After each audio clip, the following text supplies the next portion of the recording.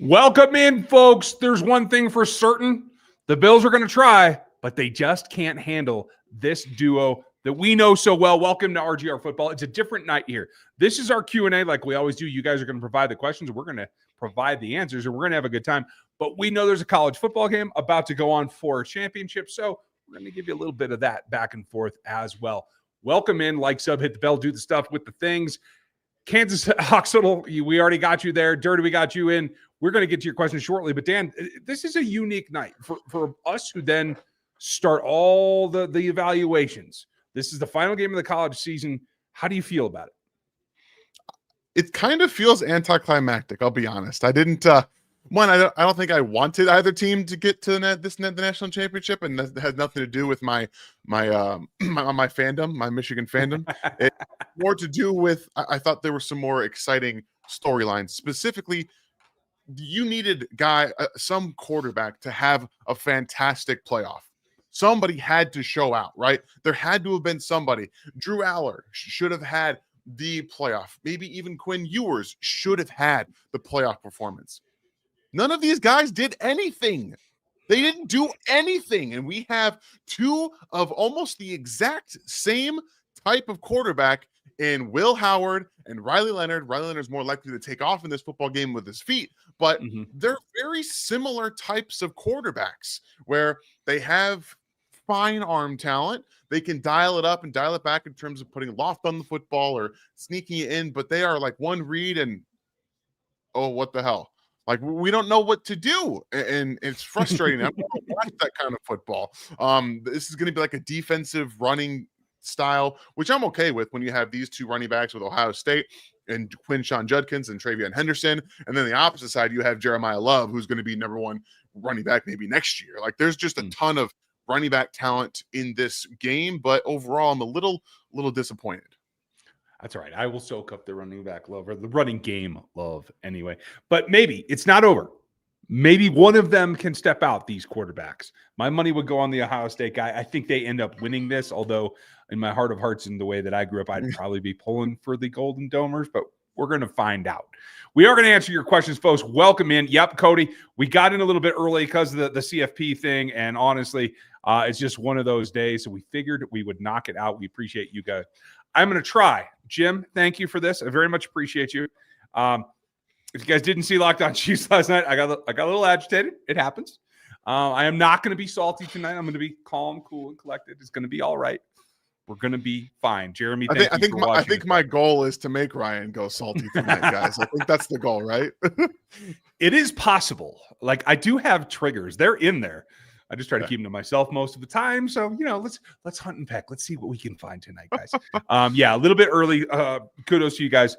Moved it up a little bit, but we are going to have a good time. And we're going to talk about these Chiefs and these Bills because it's getting down to the nitty gritty. Something that we've probably all been looking for quite a long time. Yeah. But it's going to be there. And I do want to ask you guys to check out, if you have interest in getting with our friends over at BetUS, because they do a great job. We'll tell you more about them later. But right now, you can get in it right with the code YouTube150 and get yourself up to 3 times, up to $2K on your bonus deposit right there. Get into it. I think you guys will dig it. And this is prime time, right? We're getting into the championship level games. We'll get right to your questions at this point. And thank you guys. The Super Chatters, you're all going to get an answer tonight, no matter what, and no matter how long it takes. We're going to cover every other topic. So let's get after it.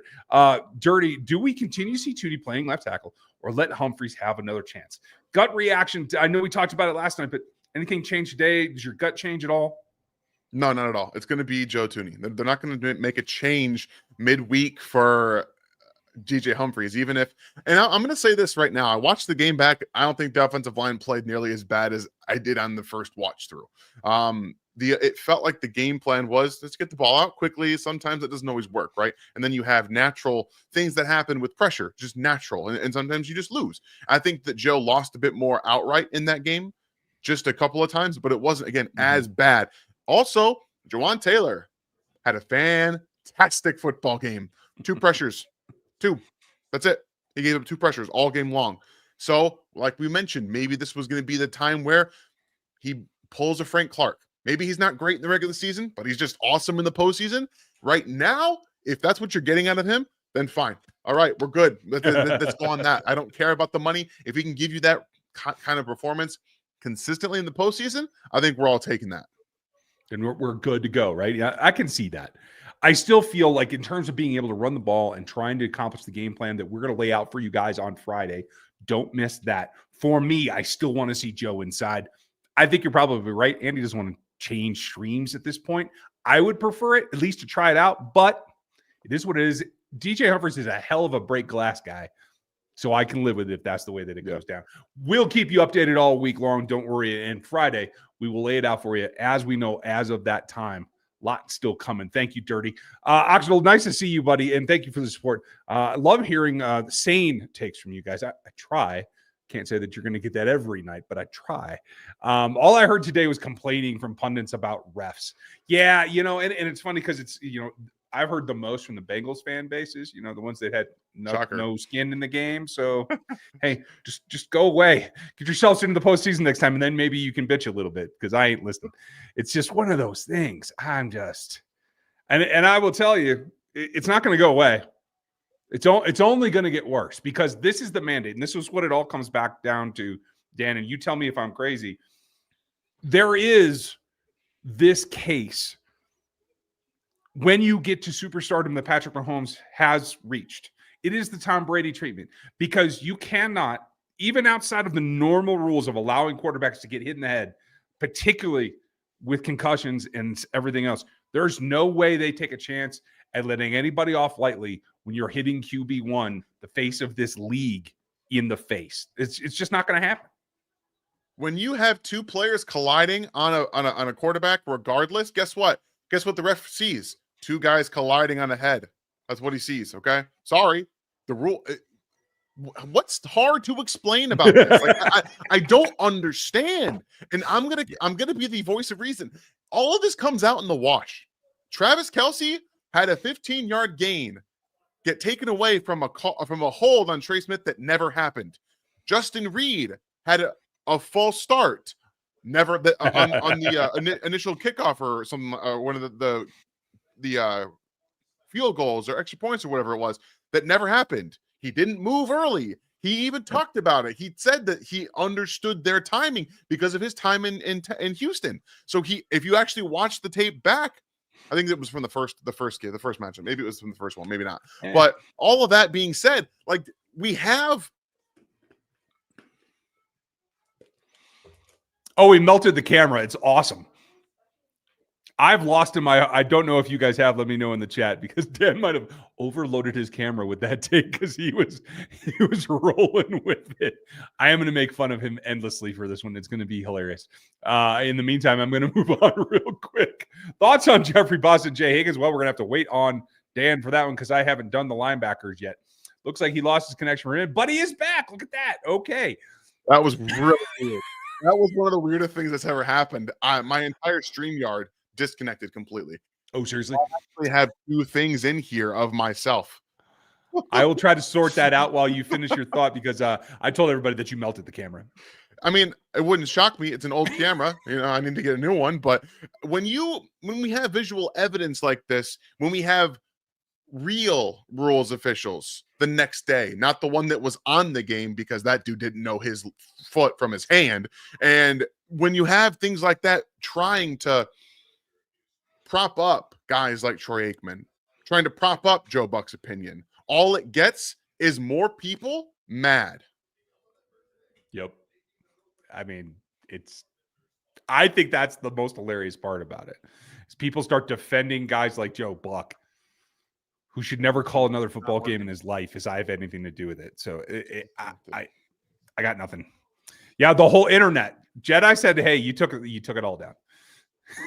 In my house, apparently, because the TV also disconnected. So I'm trying to figure out the movie, too, that my daughter's watching. It's like all disconnected. I broke the internet over here, guys. Dad, what did you do? Casey, nice to see you. Not Chiefs related, but what do the Ravens do from here? My heart breaks for Lamar, but he keeps making awful mistakes in those high leverage moments. I mean, if you're a fan of Lamar, and I don't mind him, I don't particularly root for him as a person.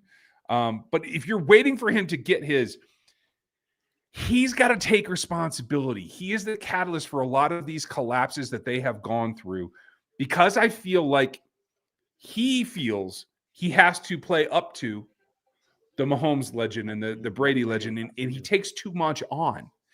I feel like he gets himself out of his game in these bigger games, and he's just got to settle down and be happy with who he is and not try to overdo it. That's my personal take.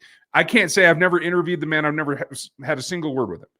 But it is the taking it to the next level. Regular season, he's fine. Generally, first round of the playoffs, he's fine. But when it gets to this, like, hey, I need to be elite here, I think he puts the pressure on himself. Do you disagree? I think he does, but he gets a little flustered too. Like when you become that quarterback that always is turning the football over in these high leverage situations, at the standard that he holds himself to, because he's going to win his third MVP. Like, it's hard. It's not easy. And that's why there are those that separate. Like, we can all agree that these great quarterbacks are great. Everyone kind of understands that there's a tier of quarterbacks that physically and athletically they're in.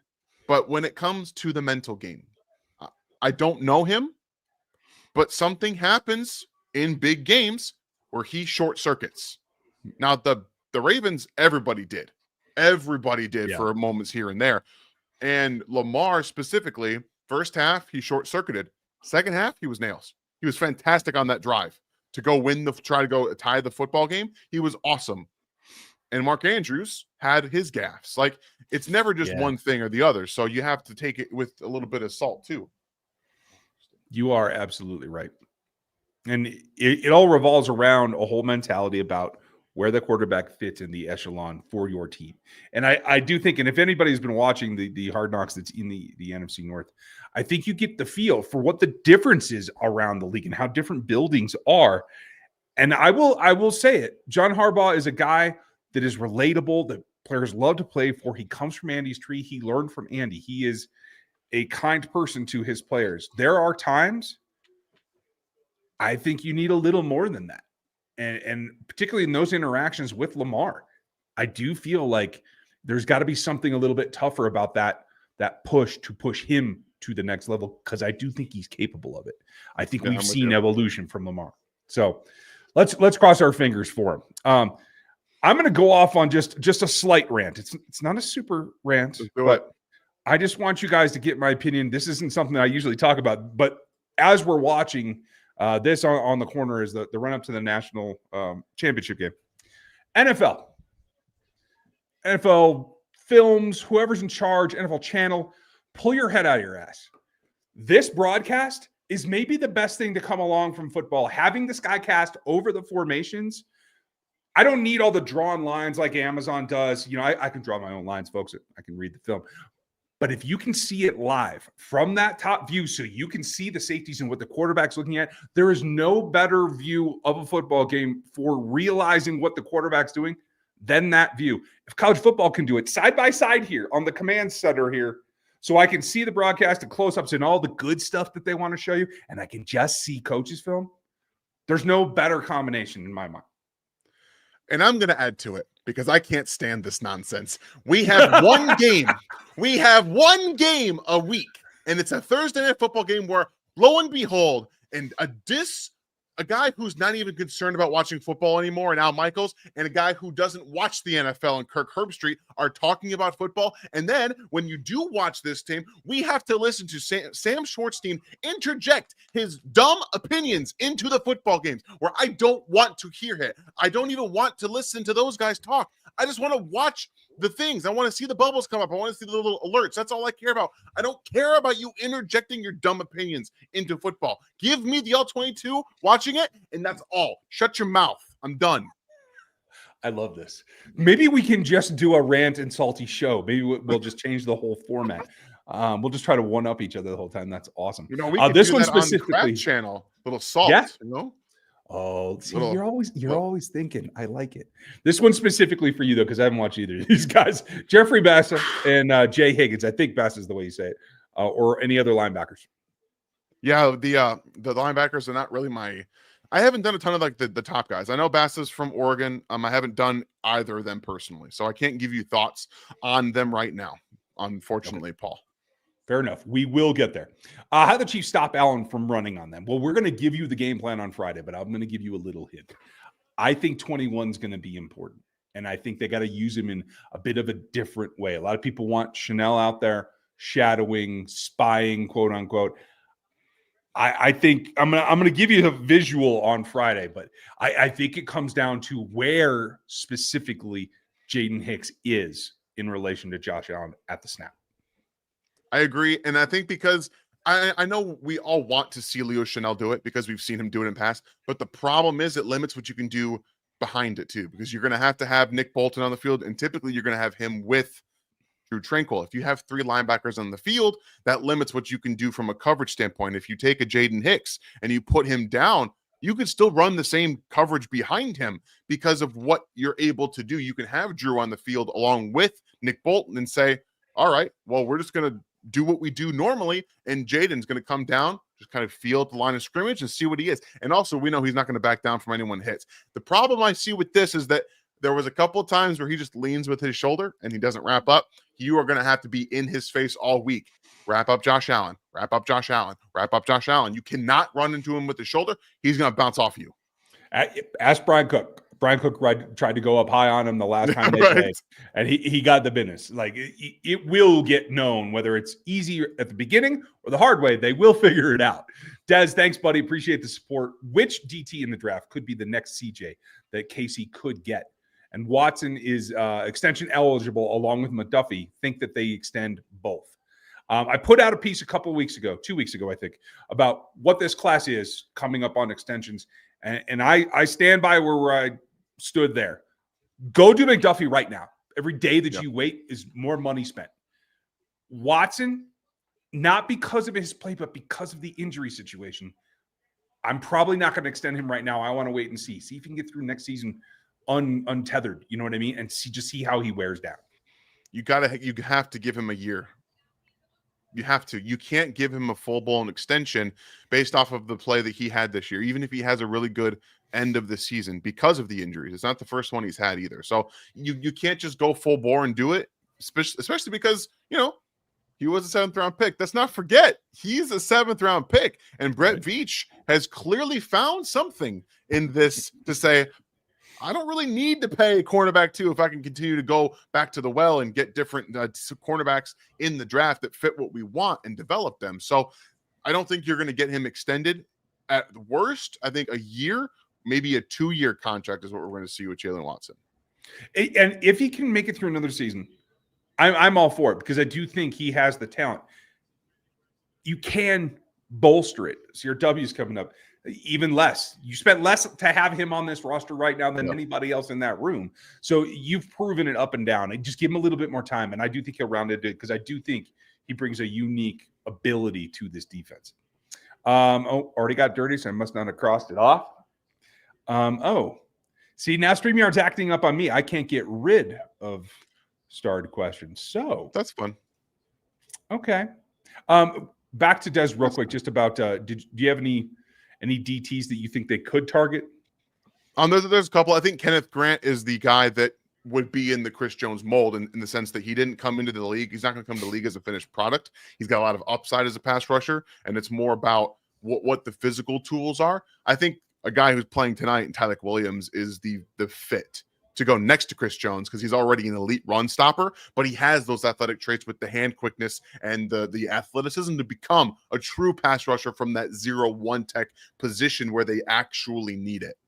Yeah, I mean, she's been on a run on Texas players lately, and I think for skills, maybe that's okay, but the linemen are always Alfred Collins is awesome against the run. I'm not sure he's ever going to get there as a pass rusher. I would bet more on Grant or Tyler Williams from a pass rushing perspective, but Alfred Collins might be the best run stuffer in the draft. Like he might be.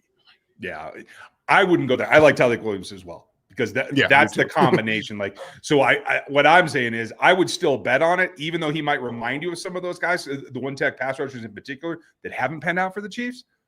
But I think he's got more burst there. I think he can go out to a 3 tech and stay in the ball game. Agreed. And that's, remember everybody when I was so high on Maro Jomo? Well, Maro's still in the league. He's still producing right now. He's playing with the Eagles. He's rotating with the Eagles right now. Exactly. And that's why I think there are some things that have to be developed, but I like Tyler Williams in this defense as a helper, as the guy that doesn't have to be a Menahue inside, and then you can leave Charles outside. And I do think they bring Charles back. So long answer for a short question. Sorry. Minotaur, thank you, buddy. It's been kind of nice watching the defensive highlights. The plays since the offense prefers to be mid right now, but our defense is showing up again. You're absolutely right, Minotaur, and we very much appreciate you. I don't like anything that's mid, so I'm definitely here for the defense leading the way. And just like you're leading the way in giving out the memberships that you always do, folks, if you got a free membership tonight, it's from Minotaur. So we appreciate you. And if you want to upgrade that and get all the actual rants where we don't hold anything back and all the content in that, you can upgrade to rookie level or above. You can do that through this free membership that Minotaur has bestowed upon you. I like that. I like that way. So thanks, Minotaur. Good to see you, bud. Jeremy, thank you as always, one of our revelers. What returning player will have the biggest impact on Sunday? Pops, Hollywood, Menahue, or Watson? Obviously, they've all been back a little bit, but who steps up and makes a difference? It has to be Charles Menahue because their offensive line right now is playing fantastic football. They have 2 lockdown tackles in Spencer Brown and Deion Dawkins. They're playing excellent football, and Spencer Brown is becoming one of the best right tackles in football. And if you guys remember, I wanted the Chiefs to draft Spencer Brown.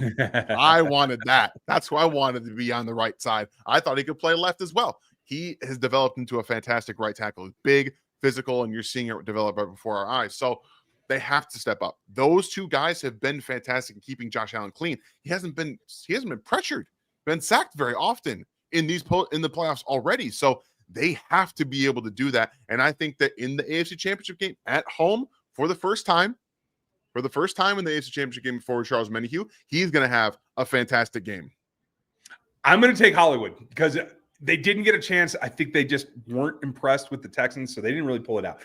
I think this is where I still think he is just flying under the radar. They're going to pull it out. They didn't even go to Hop last week. They gave him 2 targets on the most snaps that he's played. I think Hollywood's the guy busting. If he does it, if there's snow on the ground, throw that all out the window. If there is snow, I would probably go with Watson. Watson nearly had a pick last week. As long as he doesn't collide with his own player, that's an INT. So I feel like he jumped right back into the fire.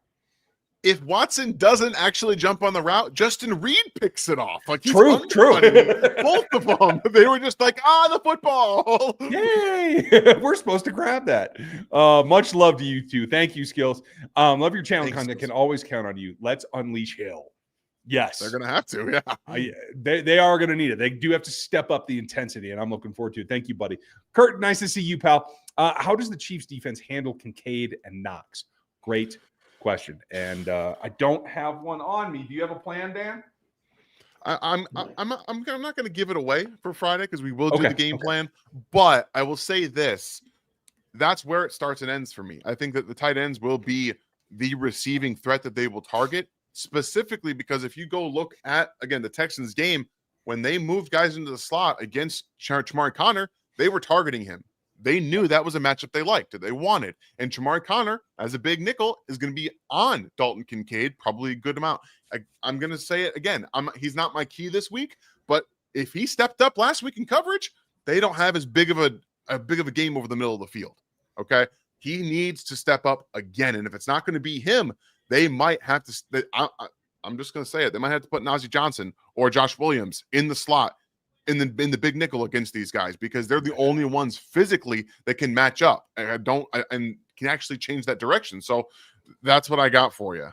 Yeah, I have another plan. I'm going to tell it to you guys on Friday in the game plan, but the concept is similar because of the threat that those 2 tight ends are. I wouldn't bet on them going off, but if I was gonna, yeah, you know where I'd go. The best way to get into the action is with BetUS and their deal with code YouTube150. You can start playing today with that exclusive offer. You can get into all the football that you want, whether it's this week's matchup for the Chiefs, whether it's getting into the season-long odds against Super Bowl, against the division. The Chiefs are heavily favored in a lot of those, but there are plenty of bets to be made. And you can do it all at BetUS, where you can get 150% of your deposit bonus up to 3 times and up to 2,000. Use YouTube 150 today at BetUS. Okay, so if you want to get over there, get over there. Hey, you got to make stuff up as you go along. It is what it is. Mr. Matthew finally made a live while living in Saigon. Well, welcome. That is a long way away. If I'm familiar, isn't that on like the same time frame as like Brisbane, Australia? It's like, I think so. It's like crazy. I cheers to you, Matthew. We appreciate you. What would you like to know? How much do you think D-Hop and Hollywood get involved against the Bills? What's your gut tell you right now? Because I think Hollywood more than D-Hop. Well, right now, it appears that there are some injuries in the secondary. I know Taylor Rapp is day-to-day. There's Christian Vemford is actually in concussion protocol. And I think you can attack Rasul Douglas. I don't think he's playing at nearly the high level that he was last year. So I do think that there's going to be multiple opportunities for them against the secondary to be able to attack with the wide receivers. I also think that no matter who they put on DeAndre Hopkins, it's a good matchup. This is not Derek Stingley or Kamari Lassiter, who, again, played at a very high level, and they pretty much actively avoided throwing the football to the corners at times. There was one time they targeted DeAndre Hopkins, but it was behind him, and he didn't make a play. So, I mean, what can you do? So I did think they're going to get more involved, but that's one of the things about having a game last week like they did, where they targeted Xavier Worthy and Travis Kelce. Hey, guess what? You have to prepare now. We're going to just funnel them targets. And when you put that defensive coverage, if they – okay, I'm going to say this right now. They played a lot of man and blitzed against Lamar Jackson. Would not shock me with the Chiefs' offensive line struggles this year if they had the same plan of attack. You might see more man than you've seen in the past, specifically because every playoff game that we've seen against the Bills, they've pretty much sat in coverage, in zone coverage, and been eaten alive every single year. So I think they're going to try and change things up this year, especially if they don't have those guys on the back end. If you're missing one or two of those guys, they might have to play a little bit more man coverage and get after Patrick Mahomes, which will leave Hollywood Brown one-on-one plus Xavier. DeAndre Hopkins one-on-one plus Xavier Worthy one-on-one plus. Exactly. Stop trying to hit me and hit me. I'm ready. Okay. Cody, our 1327 is still seeing snaps. They are basically sitting ducks. In person at the game, they looked horrible. Well, I am sorry to hear that, but I will tell you, they are still seeing snaps. And I don't see that changing for quite a while. I'm trying to get the right view on here so I can actually make this fit. They were not, the top snap getters, even at their own position. The safeties and Trent McDuffie generally are going to get that, although George did put in a lot. Connor outplayed both of them this last week, and you can see the result. Chamar's still going to be a magnet for targets. They're going to come after him. Jalen playing in at 25 and Najee at 21. I didn't think Najee played that bad. They graded him at PFF really bad, but again, you guys know how I feel about grades. Gave up 38 yards. I'm not going to complain too much about that out of Najee Johnson, so I can live with that. But if you think they did look bad physically, I would like to know if you're talking about separation or if Najee in particular was getting out physicaled in the route, because that's my fear for him. He was just being out leveraged for the most part. He wasn't, and they did, like I said, the Chiefs play a lot of man coverage, so they play a lot of that. And then you see the Texans did a good job of rubbing at times, where you get. They did it. They kind of had some switch releases as well, and they got Shamari Connor and Najee Johnson to bump together one time. Oh, that's why Connor got beat across the middle of the field. Najee Johnson gets out leveraged a little bit there. So both of them are just not very comfortable in coverage right now for different reasons, injury related, or just not having the physical tools to do so. Yeah, and that's tough when you get when you feel comfortable and you get in a knife fight and somebody pulls out a gun. Yeah. You're just not equipped for that kind of confrontation. Yeah. And sometimes that happens to players, and you feel for them. I don't know what I clicked here. Sorry about that. What's the difference between the Bills team and last year? Do these two teams match up differently compared to previous years? I actually do think they match up differently in that it's got to come in tighter to the tight ends and Khalil Shakir, because I don't think that Cooper is quite what they bargained for when they acquired him. And I don't think Coleman's progressed, to tell you the truth. they aren't really using Keon Coleman. They have not actually adapted his route tree. That's one thing about Andy Reid is that, guess what? Xavier Worthy learning a route tree. He's developing different routes. Keon Coleman is not. They picked him, and then they said, hey, your best thing, we're just going to throw the ball outside. That's all we're going to do. We're never going to throw it to you in any different situations. And that limits development. It's a problem for wide receivers if you don't do that, if you don't develop their route tree. So you have that problem on top of the fact that this year, Josh Allen is not turning the football over, but also he's doing what Patrick has been doing. He's checking it down, looking for yak. Their team is built better to do that. And I think that while Josh Allen is still always capable of making that whole shot throw, it's more of he's not trying to lose the game either, which has taken some of the explosiveness away. The Ravens did a nice job of limiting that. And you could even see, he was trying at times when he got pressured. He was really trying to throw the football or to pitch it somewhere. Like we see Travis Kelce get at times when he's in open field and there's someone running up to his left. He's like, I got to pitch it. Like you get some of that in there with him and Allen too. So the thing I will say is they are much healthier this year, even with some of the injuries, than they were last year coming into the postseason. Their defense was decimated. There was nothing they could do. This year, they'll be far more equipped to handle what's going to happen.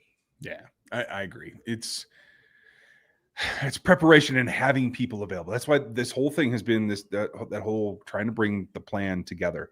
We have our first points of the college football championship here, folks. It is Riley Leonard taking it in, and it spurs a thought for me, Dan. Uh-oh. Would you spend a 7th-round pick on Riley Leonard just to have him come in and do sneaks for Patrick? I mean, I would, but at the end of the day, I would also just like them to do it regardless of who's in. Like, yeah. I'm just tired. I understand it. The freak injury is not going to happen every time you do it. But also you see other teams adapting their tight ends to do it too. The Chiefs were the first to do it, and then they just said, nah, we're done. Because they couldn't physically do it. And that's the problem. It goes back to what you've mentioned, what we've talked about. This offensive line is not physically built to handle that. When a team knows they are going to do a quarterback sneak, they are not built to do that. And they don't practice it because they don't want to. So no, I wouldn't do it.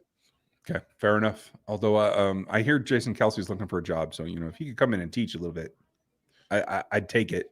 I feel like Creed's capable is my only point. It's not him. It's not Creed. He's got to be the spearhead, though. Yeah, he's got to be the spearhead, though. Do you think that all these idiot pundits that said Chiefs are cheaters and even Stephen A. feed into about, like Dan always said, that they're doing this as clickbait? Yes. I mean, that's Stephen A.'s job. Stephen A. is not a journalist. He's an entertainer. Go watch Gladiator again, the old Russell Crowe movie. He's Proximo. Listen, I'm just here. I'm not here to do battle. I'm here to entertain. And that's it. He fires you up. He gets you excited. And he says something absolutely crazy because he knows it feeds into a fan base. That's all that is. That's all these people are. And that's all they're going to be. Christian, thank you. Appreciate the support. Thank you very much. And for being one of our members, you always know that we appreciate you there. With Watson back, could there be a world in that we spy Josh with Jay Reed on key downs? I think you're on to something. I just don't think it's going to be Reed. I just feel for some reason they don't want to do that with him in particular. Maybe it's because of the leadership thing. Maybe it's because they don't want him in big collisions. But I do think there's something to it, and you're walking down the path that I'm going to lead you to on Friday. So don't jump the gun here. I like it. I like what you're thinking, Christian. Okay, we're going to have a fun time on Friday. Thank you for the support. Appreciate you. And I think you would be capable, Dan. Do you? If they decided to? Sure. Yeah. Hold them up until the other guys arrive. Right. Because I don't think one-on-one he's going to handle it. Yeah, fair enough. Fair enough. Don't get knocked out. This ain't Friday. Okay. Take your fandom out of it. Where do you put your odds against the Bills? In all honesty. It's 50-50. Yeah. In my opinion, it's a 50-50 game. I think the Bills are excellent. I think specifically the way they match up is good for the Chiefs. But again, this offense is great against Kansas City, and they struggled last week getting out of third and short situations. Like that's That's exactly what Josh Allen and the Chiefs want to do on offense. They want to get in 3rd and 3, 3rd and 2, because Josh Allen sees 3rd and 3, he's running it. He's running the football. And if it's 4th and 1, running the football. So I think it's a good matchup offensively for both sides. And I think that whichever offense stays the hottest wins the game. And that's why I think the odds are 50-50. Okay, fair enough. I'm going to put it 51-49 Chiefs. I'm just because I want to. I got nothing. Any thoughts? I thought Patrick looked uncharacteristically erratic and shook at times with or in his decisions. I don't think I necessarily think it's the decisions, Chief. I think, honestly, and he spoke about the one at Hollywood in the end zone, that the wind actually did affect him there. It certainly affected the kicking game. So I can see, especially in some of those like placement throws. Bye-bye. Night-night. The placement throws are tough. So I'm going to give him a little bit of credit there. I do believe, though, he was a little overhyped. The accuracy was a little bit off. Honestly, I don't know. Downstairs, probably. He's not, he's not here to be the most accurate quarterback in the league, right? He is special for a whole different batch of reasons. And being pinpoint accurate every throw is not it. Well, I'll be honest. Mahomes has not been very good this year, specifically throwing the football down the field. He's regressed as a downfield thrower. He missed Hollywood Brown on a touchdown throw in that game. He just missed him. But he's been missing guys downfield all year long. And part of it is the offensive line issues. Part of it's also that that's not their offense anymore. And when you don't do something for so long, you don't practice it enough, and you actively, like in season, that they haven't been able to actually do much. So I don't know. I want to see Patrick air the ball out, but what we've seen this year leads me to believe that it's going to be far more erratic than not. And I don't trust that it's going to just all of a sudden snap into place this season. I just don't buy it. That's fair. I mean, I've always related it like this, especially deep. Accuracy is a muscle. You got to flex it. If you don't have it, or you don't have targets to throw to, whether it's small windows, whether it's over the top, whether it's jump balls, whatever your style does not become, it atrophies. And you can't just dial it right back up. If you can, then, you're a robot, and it is what it is. I haven't seen anybody do it successfully. Info. Also, should we be pointed out that Shazier in Houston had a bit of a head-hunting rep after what happened to Trevor Lawrence? Absolutely. They feel that gives them the edge. The thing that I was most disappointed in was DeMeco Ryans playing into it, to tell you the truth. Yep. Like, I did not expect that. The players, that's fine. Honestly, it reminded me of the days in New Orleans. So it is what it is. I'll say this one time. You come after referees for helping a team out after you lose a football game, you're a loser. You're a loser. It's loser energy. That's what it is. They prepared all week. To say this all week long. They said, we're going to have to fight the refs too. That is loser mentality. You go into a game thinking the refs are going to help out the other team. It's a loser mentality. How about this? How about you don't have a tight end blocking George Karlaftis one-on-one on a key fourth down situation? How about your head coach, when the clock is running down and you see an offense getting out of the huddle with 5 seconds left on the play clock? I don't know. Call a timeout. Wait, maybe before a 2-minute warning where you rush again on fourth down. You call a timeout. I don't know. Situational football. Get your head out of you-know-where and figure it out. I've already said that once tonight. I must be sleeping in my old age. Starting to talk like we're sitting around a table. How do you contain Josh? Jacob would like to know. I know we can, and I know stay disciplined in rush lanes, but there has to be more than that. Every team has to be saying that. You're absolutely right. And it is this, in my opinion, it's diligence. And not just like in your rush lane, it's understanding and being aware. Because much like Patrick, if you give him the slightest angle and he decides to take it, he will go. And you don't have time to be looking at somewhere, who's backing you up, where's the route coming from. Like, if you are a front seven player, you have to be focused on him. You cannot be worrying about the drag coming behind you or who's going to try to rub you off the coverage. You have to know where Josh is. It is, I think, discipline in that you have to be aware of him at all times. Yeah, you always do. You have to be they're going to have to be their most rush prepared for this football game, just like they would have to be if it was Lamar Jackson. You can't let him get outside. I will say what the Bills did to Lamar a couple of times, like I mentioned yesterday, where they rushed and they kind of caved in one side and let Lamar rush out to the right and then loop the linebacker over. That's fun to watch. Stuff like that, forcing him into a situation where you have the upper hand is something I think that Spags could also utilize. Yeah, that is a very fair point, especially with the volume of movement that he puts in. As Mike was talking about, is the scheme or poor DB play for so many passes are getting completed over the middle over and over and over. I will tell you specifically. Go for it. I think it's a combination of both, and I don't think it's DB play. I think it's linebacker play. You think it's? I'm sorry, I didn't hear that last one. We think it's what play? I think it's linebacker play. I don't think it's the DBs missing in between the hash passes. Well, at least for last game, I put a lot of it on the DBs. Communication, but also the scheme of the offense, creating some of that contact, getting Jamari Connor off a spot. Just a couple of misses. Like, it happens, right? You're going to get beat sometimes, but over the course of the season, you have linebackers out of spot. You have guys in the nickel that aren't the best coverage players, and then you also have an offenses that are like, hey, we know where their weakness is. Let's just go ahead and attack there. Like, it's a telegraphed problem that they have because they don't have the best coverage players over the middle of the field. And it's the same at safety. They don't typically have like great coverage guys or that instinctual that come down and can play robber like that. Like, it's not Tyrann Mathieu in the middle of the defense anymore. They don't have that kind of instinctual player. So it's kind of cobbled together a little bit. I will tell you this, and maybe, I don't know if you've watched the defensive 22 yet, but at least 2 times I caught them in Tampa 2 with Nick running backwards with his back to the quarterback because he can't run sideways. He is not the athlete to do that. And it just puts him in a position that there's not much he can do at that point. You're going to have a route come back where he can't even see it. And that is, I think, the scheme part of it, because you're not scheming into what your player's strengths are. You're still trying to throw looks rather than execute at times. Yeah, I'm with you. I agree.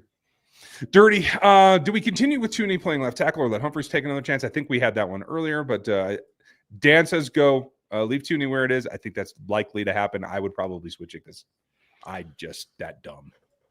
I'd like to, again, because I think they could run more, but I just don't think they're going to, especially because Joe's now coming off a game where they played. Like, he's going to be the fresher guy to go out there and play. Yeah, absolutely. I was at the game. It was great, but I was wondering what you focus on when you are there live. That's a great question, Nikki, and thank you for asking it. I know where I start. What about you? It's always hard for me to do that because when I go to games, my wife comes to games. So I'm like talking to her and I'm paying attention to her. So it's a little bit of that. But if you're going to go to a game, you got to find a spot to look at for each individual play. So typically fans' eyes rotate and focus on the football. And you will find, even myself, it gravitates towards a football more often than not, but you have to lock in. You have to find like a matchup that you want, right? You have to find, okay, do I want to focus on the safeties? Do I want to see how they're moving? Do I want to see maybe pre-snap rotation? What are they doing after the snap? You watch those guys, and that's all you watch. You don't watch anything after the play because then you'll miss what you're trying to see. Like, you want to watch a left tackle versus a pass rusher. You want to see how Jawan Taylor's doing. Watch them specifically and focus on them the whole time.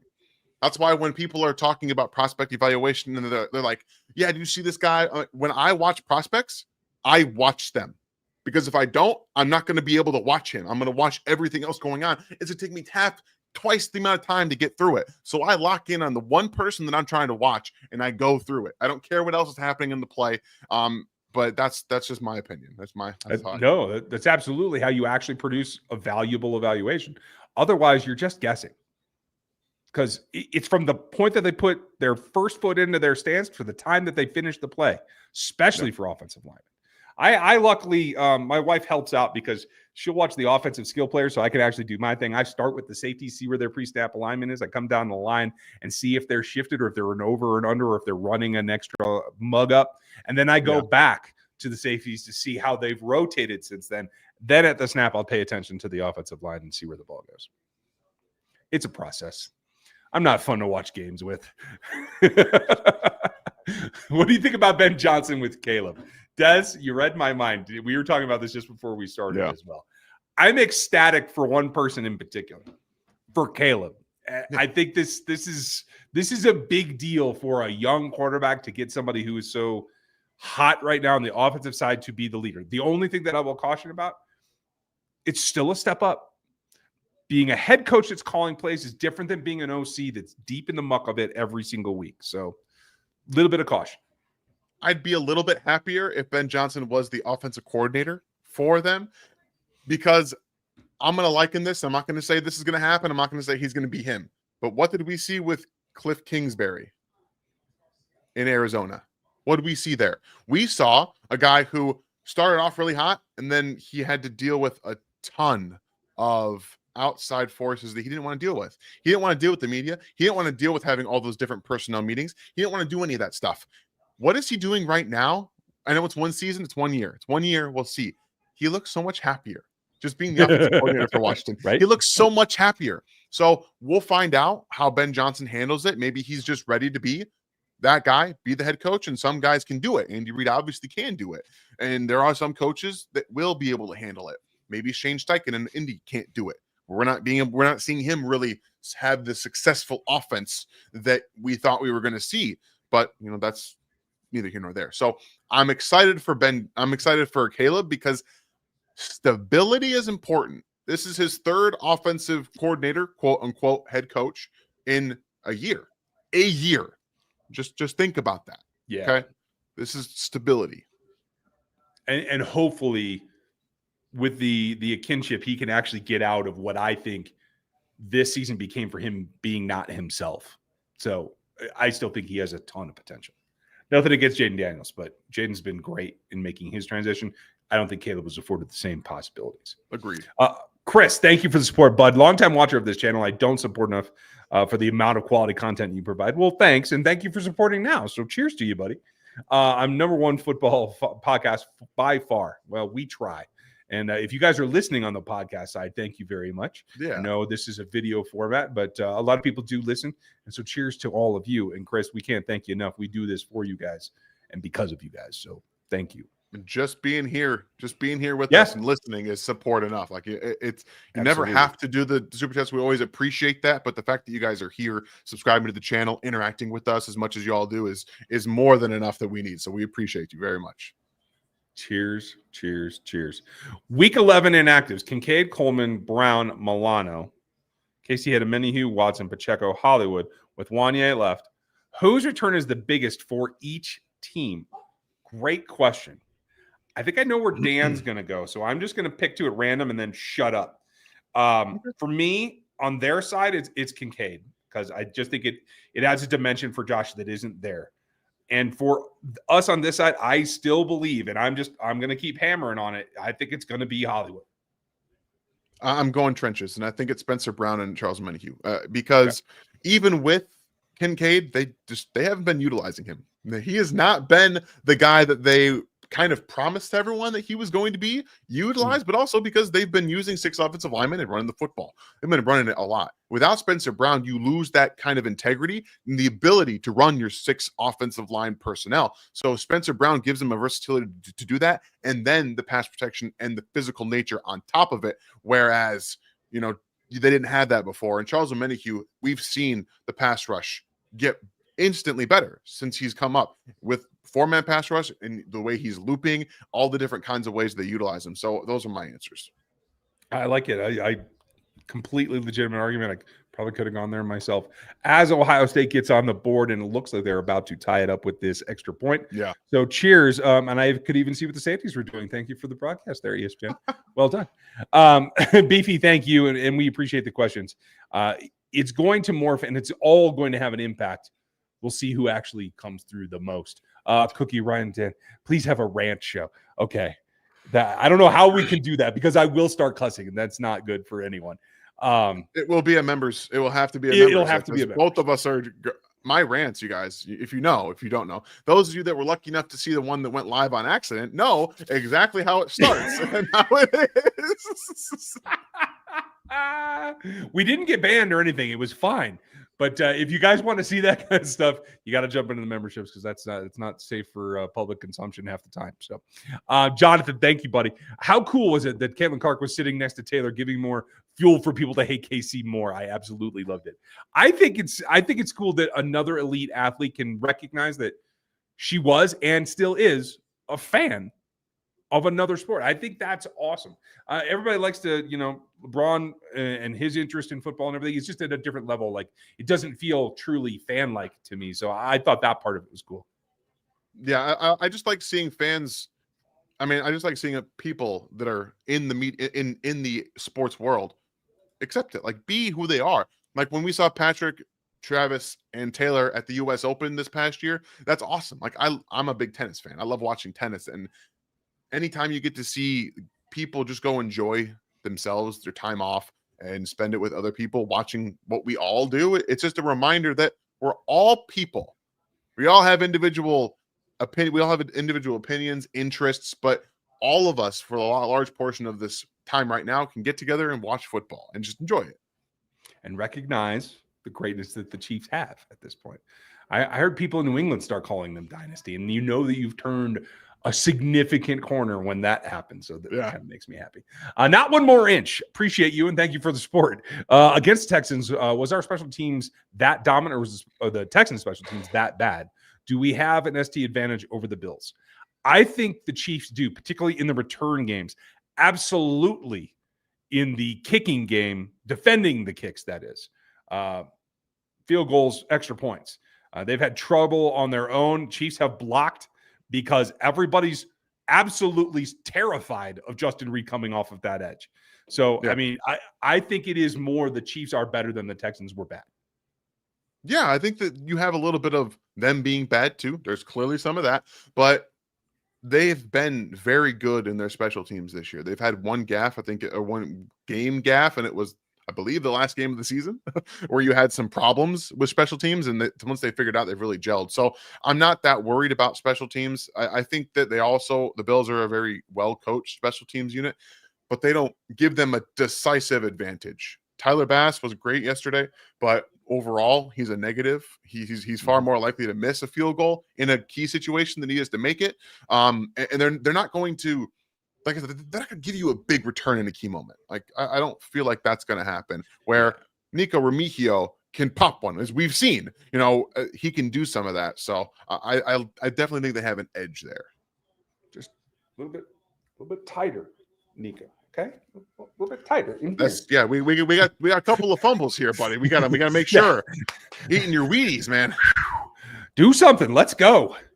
Dax, thank you, buddy. What would you think that left tackle for the Fighting Irish? He looks like he's very good with that pec injury. Would it be something for the Chiefs? I think his name is Charles Jakuza. I don't know. I didn't know he was eligible. I've not heard his name. Me either. Not one word about this tackle. So maybe he's not actually eligible, but I'll look it up, Dax. I will look it up for you, because why not? It's a championship game. We're gonna watch Notre Dame film, I guarantee you. So yeah, for sure, we will have a look at it. And I don't think I can't remember his name, but the tackle that went into guard from the Buckeyes, I don't think he'll be anywhere near the Chiefs' range. So if you're looking for another tackle, Donovan Jackson, I don't think you guys are going to get that one. So we'll keep an eye out for you. Don't worry. We're going to run it all down as we go. And I'll have definitely a group of sleepers that I will trounce out there. And Charles is a sophomore, so he is not eligible to be in this draft. Next year. Next year, we will take a very much harder look at him, because junior year is the thing. Who do you guys want to see on the offense and on the defense step up and give and have a big game this weekend? And do you think that Hunt plays more snaps than Pacheco, since he appeared to have more luck? I wouldn't call it luck. I would also say that Pacheco had the more difficult situations, in my opinion, because there's something about an offensive line when it's like, hey, we just got to grind this out. They go into a mode where I do feel that this offensive line fires off the ball more. I do feel they get more physical when they know, hey, we just got to move this and get yardage to get a first down and run this clock out. So I want to give Pacheco a little bit more credit. I feel like they split pretty evenly. I would give the edge to Hunt a little bit. Isaiah Pacheco missed a touchdown run, an obvious one because he doesn't have vision. He can't see it. He finds which way he's going to go, and then he goes. He does not have the tools right now without his burst and speed and this offensive line to get the job done. Kareem Hunt should take the majority of the work, specifically because of what he's able to do with his vision, his natural body positioning. You heard Andy Reid talk about his way to turn his body sideways. I've been talking about that since he came back to Kansas City. That's something that he has that no other running back here has had in a long time. He finds those holes and he works his body in different ways to get those yards. That's not something they have. And in this situation with an offensive line that's not going to give you the big creases that Isaiah Pacheco needs, Kareem Hunt gives you an edge where you're not going to get it with Isaiah Pacheco. I will go you one more too. The way that he comes into contact when he can't shed contact, when he actually is stopped and he turns his body to it so he can press himself, like almost doing a reverse squat and just power through to get an extra yard or two. That's not something that everybody can do. It is unique to him. It was a 2-to-1 split for them. I think it'll be a little bit more even, but I could definitely see it being right about the same in the end of the day. Thank you, Jonathan. Micah, good to see you, buddy. Great pod. Thank you, sir. Any info as to why the Texans player pushed the coach? Will he be fined? He definitely will be fined. I think the league doesn't have a choice in that. It's just too blatant. I don't have any insight to it, though. I did see that there were a couple of pieces written on it. I didn't bother to read them because I don't think anybody actually knows. And whatever the player is going to say in a press conference is not going to be the reality. So I just kind of let it go. I'll keep an eye out, though. And if it comes up, I'll let you know. Michael, thank you, buddy. Appreciate your support. I'm getting tired of this crap about the refs pulling down my Chiefs. Do we need the win the whole effing thing? I agree that you can silence them by doing that. We can talk till we're blue in the face about how many penalties went against the Chiefs, how many should have, and how many bad calls there were in both directions. But until they just do something that actually hits home with just undeniable force, I don't think people are going to change their mind. So while I'm with you, winning the whole thing is exactly what they need to do. And then they can't complain anymore, especially if in the Super Bowl, they don't have any of those late flags come out that seem to have haunted us lately in one way or the other. Sorry, Michael. No, you're good. Obviously, my daughter is trying to forego getting ready for bed as she usually does at this point of the night. But we're all tired of it. But and I'm going to say the same thing. At this point, you're not going to hear me say anything other than the refs have almost no real impact on the game. Most of it comes out in the wash. It's how you deal with the high leverage situations. That's what it is. And the Chiefs in those moments are not thinking about the refs. They're thinking about making the right call. And the other teams are thinking about how are they going to get bailed out of this one. That's why the Chiefs win those games. I love it. The bail moment. Carol, thank you. Nice to see you. Why doesn't he throw long? Is that not, if that's not the play that's called? I'm not sure. You might be. I just imagine that she's probably just asking why Patrick isn't throwing the football down the field. Honestly, is that because not what's being called? Are the plays not being called to throw it down the field? Is that why? No, I mean, honestly, I think most of the plays you're going to see at least one deep option on pretty much every play. Patrick's generally looking top down to try to do that.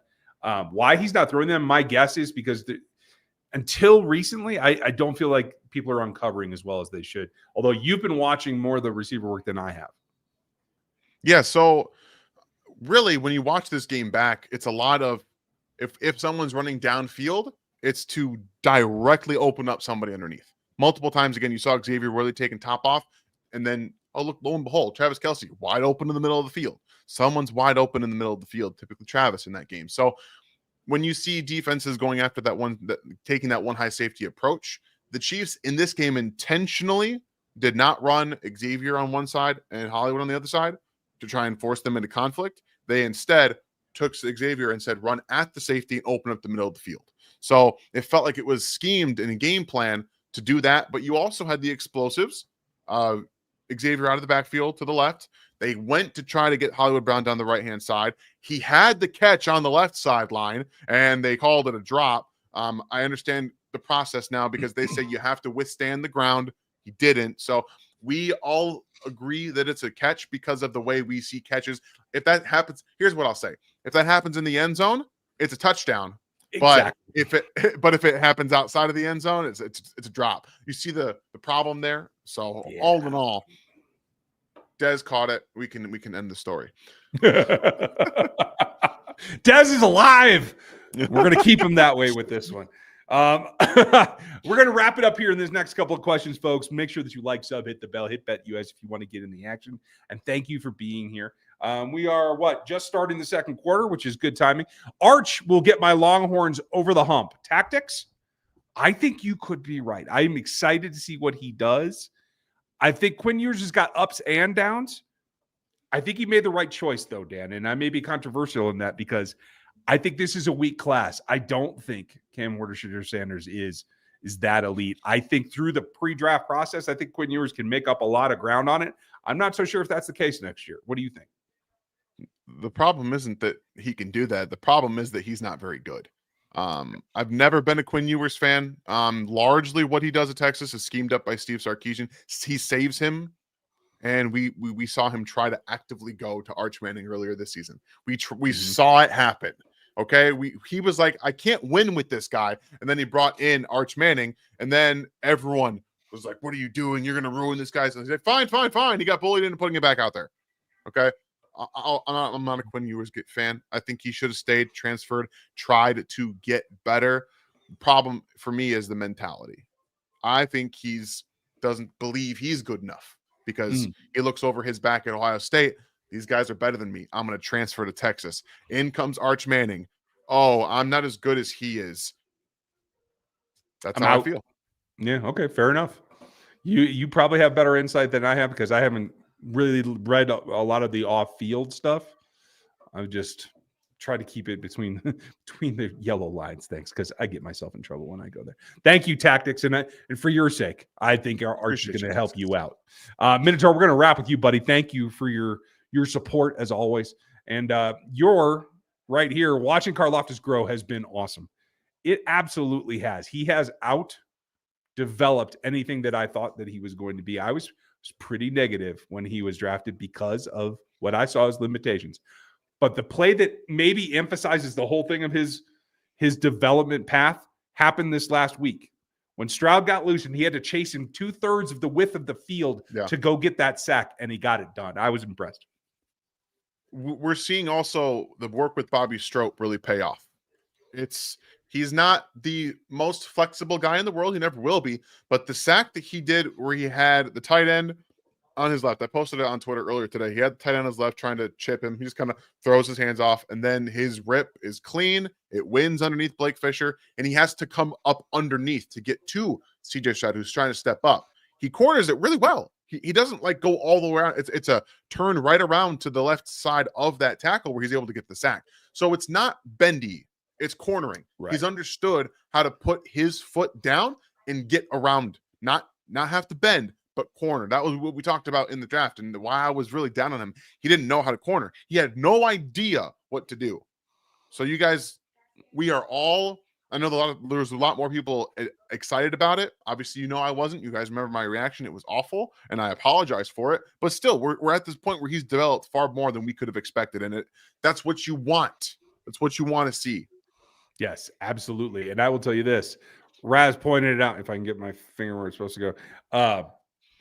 That delayed development for FAU is starting to pay off too. Where you're seeing where George had to wait for Chris to flush someone so that his dedicated rush would get home. Now you see FAU getting that off of George, and now you can counter back and forth. And I do think there's still a development path for FAU as well. So we should be pretty happy. It was a TFL, Raz. It was a TFL that he got earlier in that game in the sack. So that's the development. And like Ryan said, George pushed him right into FAU, who won late. And, oh, by the way, hi, I'm over here. It's just going to come get you. Don't mind me. We're just going to the ground. You're going to be fine. Don't worry about it. Folks, you're going to be fine as well, and so are we. I hope you go enjoy the rest of this ball game and get ready for us. I'm going to have something for you tomorrow. Dan's up on the film room after that. Then Gary, then we get you ready with the game plan. Don't miss any of it. Check out BetUS. We very much appreciate you. We are going to go do some family things. Have a great evening. Dan, good luck. Sounds like you got yourself an evening ahead of you. That's all right. We just found out that she's also not going to be at school tomorrow. So it's just going to be a fun-filled day. I also got that call while we were here live. So, yeah, I think it's minus something out there right now. It's going to be chilly. So everybody stay safe. Yeah. Thank you for your time, and we will talk to you next time.